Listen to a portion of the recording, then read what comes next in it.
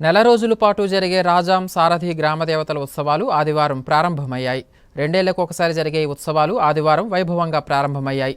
విజయనగరం జిల్లా రాజాం కుమ్మర్ వీధిలోని అమ్మవారి గుడి వద్ద పూజలు నిర్వహించిన అనంతరం ఘటాల తిరువీధి ఉత్సవం నిర్వహించారు. పెద్ద ఎత్తున ప్రజలు ఘటాలకు ముర్రాటలు ఇచ్చి మొక్కులు చెల్లించుకున్నారు. విజయనగరం జిల్లా రాజాం పట్టణంలో ప్రతి రెండేళ్లకు మారు నెల రోజుల పాటు ఎంతో ప్రతిష్టాత్మకంగా నిర్వహించే రాజాం సారథి గ్రామ దేవతలు కోటదుర్గమ్మ తల్లి, బురదల పోలమ్మ తల్లి, బంగారమ్మ తల్లి ఉత్సవాలు కనుల పండుగగా ప్రారంభం అయ్యాయి. కుమ్మరి వీధిలో గల గ్రామ దేవతల అమ్మవారి దేవాలయంలో ప్రత్యేక పూజలు నిర్వహించిన అనంతరం దుర్గమ్మ తల్లి ఘటం తిరువీధి ఉత్సవం నిర్వహించారు. అడుగడుగున భక్తులు అమ్మవారి ఘటాలకు ముర్రాటాలు సమర్పించి మొక్కులు తీర్చుకున్నారు. నెల రోజుల పాటు ఆదివారం, మంగళవారం ఘటాలతో తిరువీధి ఉత్సవం నిర్వహిస్తారు.